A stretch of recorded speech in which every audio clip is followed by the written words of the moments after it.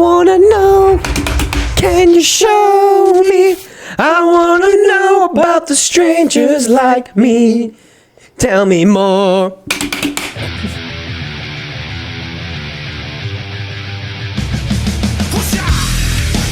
Ladies and gentlemen, welcome in to the 143. This is episode 96. Under review, coming at you live.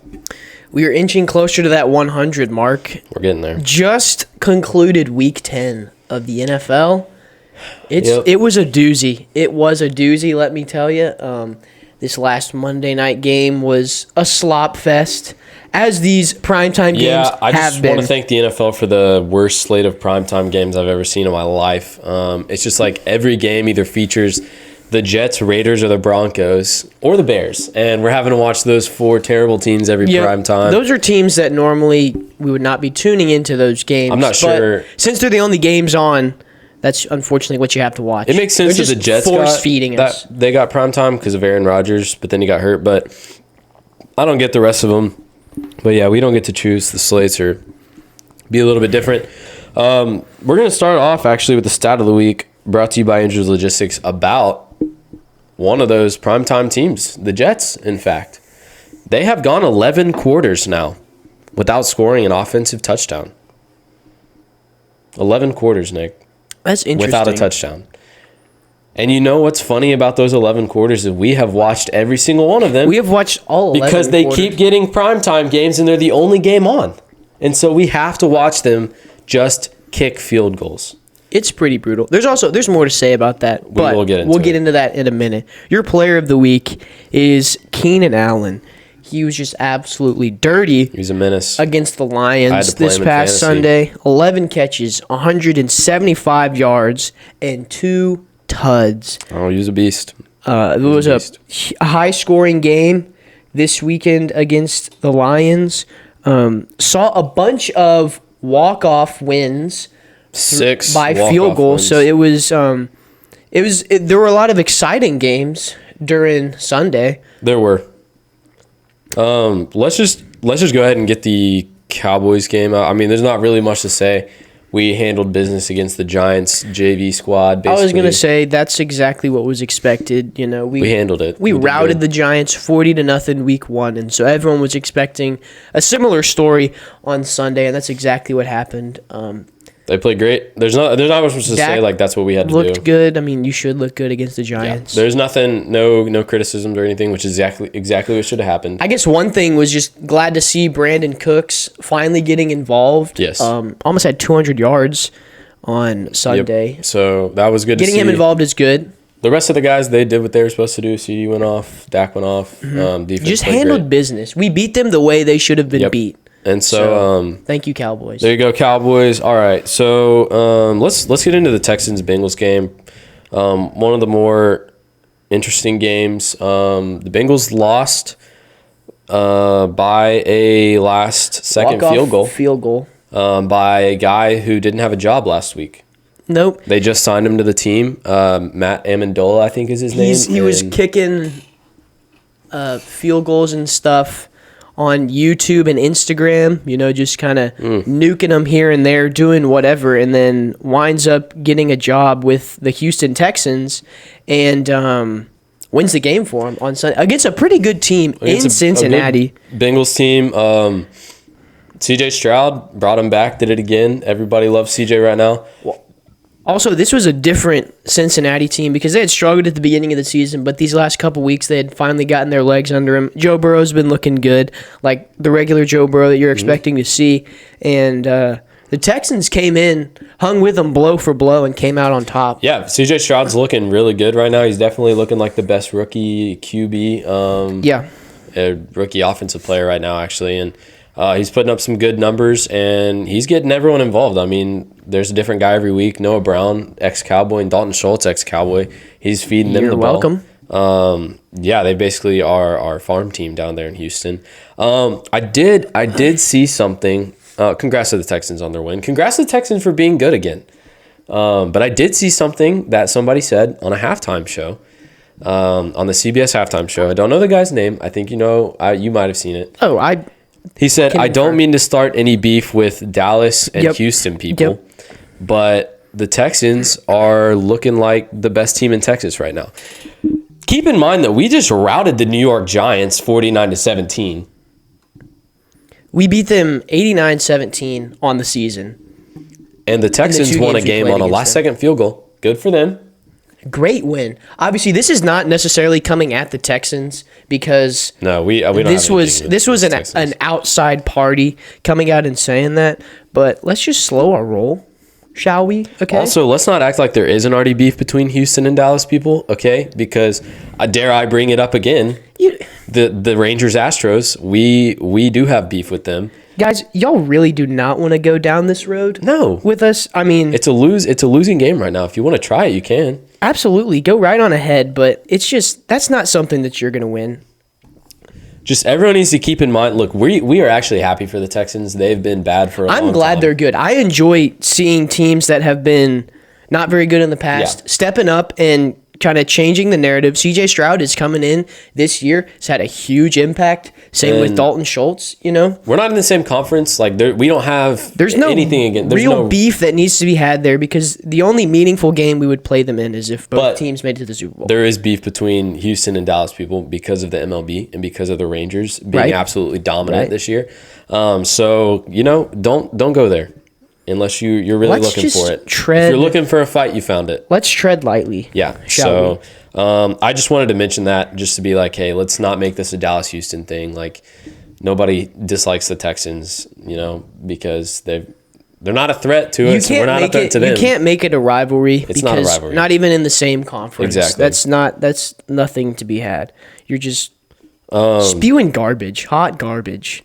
Browns Ravens, that was another tight one, walk-off Yep. field goal as Yep. well by Dustin Hopkins. I got to say, man, the Ravens, they kind of handed the game away when they threw a pick six. They were up by a touchdown. They threw a pick six. And then, Browns missed a field or extra point to tie it.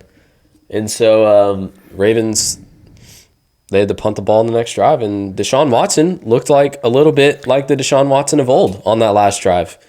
Yep. Taking his team down the field, Yep. putting him in field goal range, getting the clock down to 3 seconds, and then Dustin Hopkins sealing it with that game-winning field goal. That was a pretty important game because it's an division game, and obviously the Bengals had lost, and so the Ravens have been number one in that division. And I don't think It's they looking are like anymore. it'll be a dogfight for That's a tough division to play in. the AFC North. Mm-hmm. Despite the Steelers not having that great of an offense, they're still finding ways to win games. They won Yep. again this week against the Packers, so they move up to 6-3. And the Browns are 6-3. Yep. And the Ravens are 7-3. Mm-hmm. So The Bengals moved down to 5-4. the Bengals are actually last in their division right now. They're out of the playoffs. I don't think that it's like early enough to be worried about the Bengals. We don't even they should have won the game if Tyler Boyd had caught the touchdown pass in the end zone. Yeah. So nothing for the Bengals to be worried about. But they have a tough division. So We know what Joe Burrow is like when oh yeah, in the clutch. when he needs to be.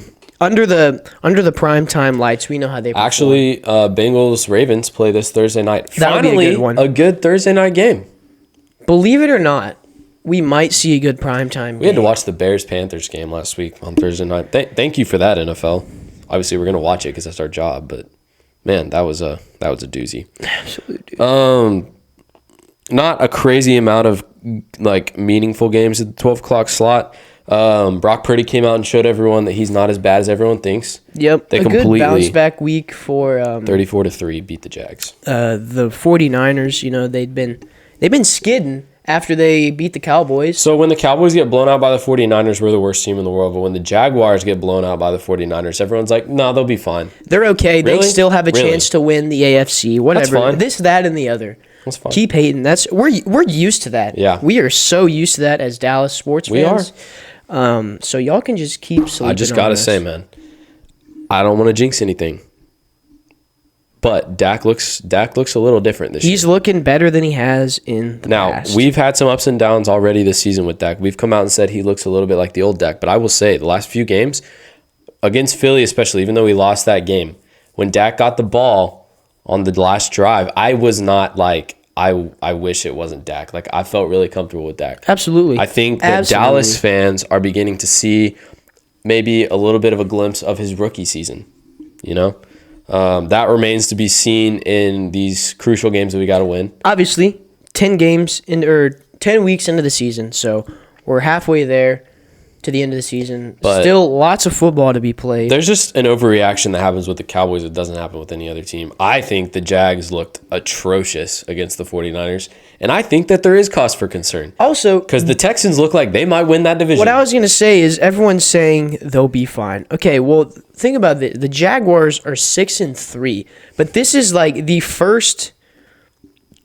one of the first true playoff contenders that they've faced all season, and they looked horrendous. Yes. Trevor Lawrence was like a deer in headlights. He didn't know what he was doing. Travis Etienne was absolutely shut down. Yep. And their defense was exposed. Offense could not do anything. Their defense had no answer for the 49ers They offense. just watched 3 straight games of how to handle Brock Purdy, and they still couldn't handle Brock Purdy. Mm-hmm. I mean, we've seen Brock Purdy struggle. He didn't struggle in this game. So I think that it's hats off to the 49ers, but it's also a little bit concerning as the Jags, because guess who's hot right now? The Texans, and they're in your division. And if you don't win that division, there's a good chance you don't make playoffs, because the AFC North is going to have some playoff teams in the wild card. Absolutely. So there is cause for concern for the Jaguars, no matter what. You're still 6-3, so your season's not over, right? You've got plenty of time to figure it out and get on it for this before the playoffs roll around. Another big story is obviously the Cardinals are not making the playoffs. They will not even sniff a playoff spot. But Kyler Murray's return did spark a win for the Cardinals, so that's I think a moral victory. I'm putting that in air quotes because a moral victory is not a real thing, but I'm sure Cardinals fans are excited to have Kyler Murray back. They beat the Falcons like everyone else does. Congrats. Yeah. Josh Dobbs is handling business down there up there in Minnesota. They brought him in. This is his second week. He just lit up the Saints. I mean, good for him. It's just good to see that because the Cardinals really treated him not great on his way out. They said they weren't going to trade him, and then the next day they traded him. He's doing great things up in Minnesota for a team that looked like all hope was lost really whenever Kirk Cousins got hurt. Business. The Vikings traded for him a couple weeks ago and just handed him the reins. I'm pretty sure they've won 5 straight. The Vikings have now. Yes. Started 1-4. Now they're 6-4. Their season was looking in jeopardy the way it started, and then also with Kirk Cousins having the season-ending injury. Yes, that didn't. But they go out, get Josh Dobbs, hand him the reins, and he wins 2 games in a row for them. Granted, against not great teams. They beat the Falcons, and then they beat the Saints this week. He's trying to get his feet but under still, him. He's getting his feet under him, kind of trying to reestablish the Vikings in that NFC North, which is controlled by the Lions. Controlled by the Lions. It's not looking like the Bears are going to be in it. I don't really believe the Packers are in it either. We get to see the Vikings on prime time. Sunday Night Football against the Broncos, because the Broncos got another primetime game. Somehow, some way. You know what, though? It's fine, because this week has a better slot of primetime games. Thursday night's good. Monday night is Chiefs-Eagles. That'll be good. That's a good one. Go Chiefs. But, good for Josh Dobbs, just coming into a team, just right off the bat, clicking with everyone right now. And we wish him You love to see success. that, getting an opportunity and making the most out of it. Lions Chargers, that was a shootout if there ever has been one. Man. And the Lions came out on top, won by 3, and all of that's due in part to Dan Campbell saying the call of the century on 4th and 2. There's like a minute 40 left in the game, 4th and 2, easy field goal. A lot of people think you take the points, but he's like, I don't want to give the ball back to the Chargers. We're going to go for it. And that's the kind of call that if they don't get it and they lose the game, that's you're in the hot seat. You better win the next few games. Something. Yeah. And he went for it. Just probably the most gutsy call I've ever seen in a while. It's been a while. And they got it, and so they were able to run the time all the way down to kick the field goal to win the game. But it was a shootout. The Chargers lose yet another close game. And but the Lions, they're looking for the first time in forever. They're Incredible. looking great. They're 7-2, sitting comfortably atop the NFC North and the NFC. I Period. think you're looking at a real Super Bowl contender this year. They've just shown that they've got that grit. I think the Lions drive. are going to make the playoffs. Oh, absolutely. Absolutely. I'm sure they'll win the division. Mm-hmm. And I mean, I They did not see definitely that have the coming. tools of the tools that it takes to finish off this season great. Also, it's a good win here because it's, tight, high pressure scenario and they're able to eke out on Who top. knows? Maybe the road to the Super Bowl through the NFC goes through Detroit. I mean, Hopefully not. that's Philly. what it's looking like right now. But congrats to the Lions. That was a close win. Chargers lose another close game. Not super surprising that they lost a close game. They've been doing that for a while. Unfortunately. Another walk-off field goal win was the Seahawks-Commanders game. The Seahawks Close game. looking good They this do. season. They will move on to 6-3. Jason Myers had himself a day. MVP 5 for 5, kicked the game-winning field goal. I mean, the Commanders, Sam Howell has the most passing yards in the league right now. Mm-hmm. Like, even though they lost some defensive guys, like, they're not a joke. Their record doesn't exactly reflect how good they are because they've also lost a lot of close games.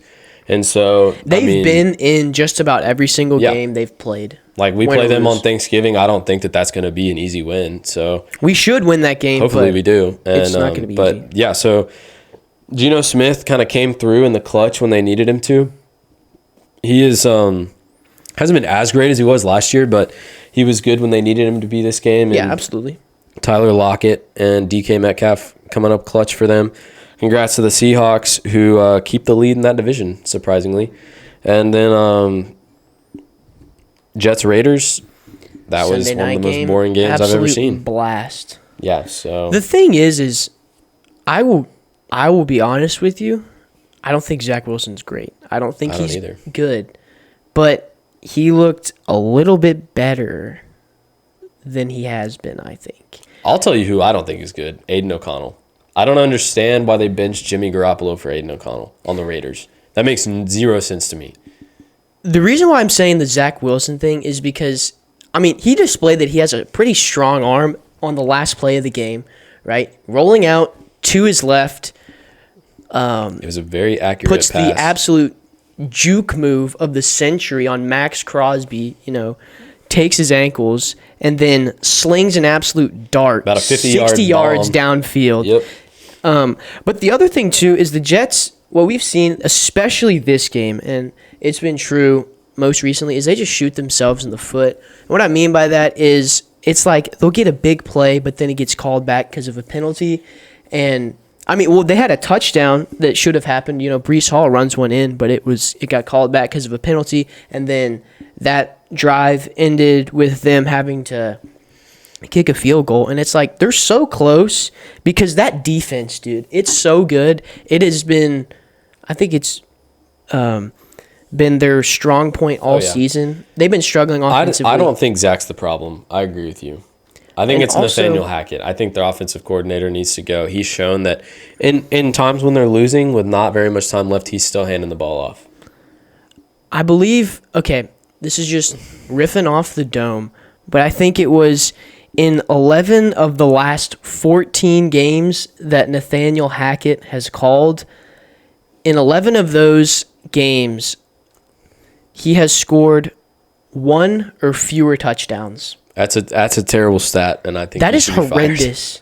As an offensive coordinator, Your job is your to score. one job, get the ball in the That's end zone. literally all your job is. And you have not only not been able to do it, but not been able to do it on a And you pretty can't- consistent basis. You can't use the Zach Wilson excuse. He's been doing fine. It's the play calling, and they're going up against the Raiders. The Raiders' defense is not good. And so the fact that they couldn't score on the Raiders was ridiculous, and I can't believe that was a primetime game. I won't get into that. But Raiders get the win under their new head coach, Alex Pierce. Mm-hmm. They're 2-0. They're playing with some fire now. You can tell it's a different feeling to that team, but they're still not very good. But finally, last but not least, somebody that did fire their offensive coordinator this morning. Bills lose a heartbreaker to the Denver Broncos, and they fired their offensive coordinator this morning. Last second field goal, walk-off win again. Will Lutz got really fortunate because he missed the game-winning field goal, but then there was a penalty for 12 men on the field on Buffalo. Got another try, and he cashed that try, and they ended up winning the game. The Bills looked not very good yesterday. I'm going to be honest with you. I think the Bills are pretty pathetic. I agree. The reason why I'm going to say that is because they lost 24-22 to a team that gave up 70 points a couple weeks ago to the Dolphins, if you remember that. Okay? And then also, no one is talking about the Josh Allen turnover situation like they were with Dak. It's getting mentioned, but Dak was getting absolutely ravaged last year for all the picks he's thrown, but they're just coddling Josh Allen, saying, yeah, it's a problem, but he needs to fix it, this, that, or the other. You know, kind of letting him get away with it, but he looked horrible. Josh Allen is against the Broncos. Not been very good. And the thing with Josh Allen is he I think we've said this before. He went overtime against Patrick Mahomes in the playoffs, and since then, everyone said he's an elite quarterback. He hasn't proven anything. They haven't made it past the divisional round, right? Wasn't that the divisional round? They had not made it past the divisional. They haven't made it to an AFC conference championship. They always want to put the Bills on the same level as the Chiefs, but they just aren't, because the Chiefs have made it to the conference championship and won it. And I just don't think that you can put Josh Allen in the Patrick Mahomes talk right now. He's shown that he will turn the ball over, and in crucial moments too. At the end of games, the Bills overall yesterday, their defense didn't look very good. They didn't look very good overall, and I don't think it was the offensive coordinator's fault, but they fired him. I think that was just a put the blame on interesting someone. reaction. Yeah. You know, just get rid of someone, make it look like you're doing something. I don't really know what that does, but it's also one other thing that made it pathetic was the 12 men on the field at the end. That's like... That wasn't the offensive coordinator's fault. Exactly. That's what I was going to say. That's on your special teams for not knowing the personnel group that's supposed to be on the field. You know, you're supposed to have a guy out there counting, making sure you got 11 guys on the field, but unfortunately, there was a mishap there. You got 12 guys on the field. Will Lutz would miss that field goal, which would have won you the game. He misses it. They call the penalty. Move the field goal in a little bit closer. He's not going to miss it twice. Chips it. Yeah. Goes straight through the uprights, and they would lose the game by 2. So that's just pretty pathetic. Yep. By the Bills, if you ask me. You know, in terms of the Broncos and how good they've been, like, congrats to them for winning that game. Russell Wilson has not been great, but he was good when they needed him to be. Or last season, and the Bills helped him look like prime Seattle Seahawk Russell Wilson. And he's not that anymore. So... it was just honestly like what you can take out of that was just the Bills were abysmal. They have a lot. Broncos shouldn't have won that game. They have a lot to figure out. But also, when you turn the ball over like 4 times, you don't deserve to win that game. You don't deserve to win the football game. So Denver handled business, and yet another exciting primetime game that we get from the NFL. And that's your week of football. At least it was close, I guess. I mean, a lot of walk-off wins though. Got to take that away. That was good. That's good. Mm-hmm. Not as many blowouts. The only blowout was the ours. Cowboys didn't need a walk-off win. We did not, because we handled business. We went and handled business. All right. But the Texans, they just look better than the Cowboys right now. Come on, dude. Come on, bro. Don't do that. Yeah, that. Don't bring the beef into really it. Bothers me. We were actually happy for Houston. I was about to say, yeah, I want to be excited for Houston because we're not in the same. Those fans have endured a lot. They have. My goodness. We're not rivals, so there's no need to bring that into it. Nice try, though. Well, you want to talk about which city has the upper hand right now? We can talk about that. It would definitely be us. That's 100% us in every aspect, in every single aspect of any sport you want to bring up. I remember going to a parade recently, and I'm trying to remember which city it was. Oh, yeah, that's right. It was in our city, so I don't want to hear about it. It's just frustrating. Trying to create drama where there is none. Where's the trophy? I was going to say, where is the Commissioner's trophy? It's not that's right. It's in Arlington. That's what I thought. Thank you. Thank you. Appreciate it. Well, here's like to end our shows on Under Review. I brought you a quote from the Dak Prescott, quarterback for the Dallas Cowboys. He said, I'm going to lessen my interception numbers. That is guaranteed. This year, I'm not even going to have 10. And he has 6. He has 6. A little over halfway through the season. He could keep his word.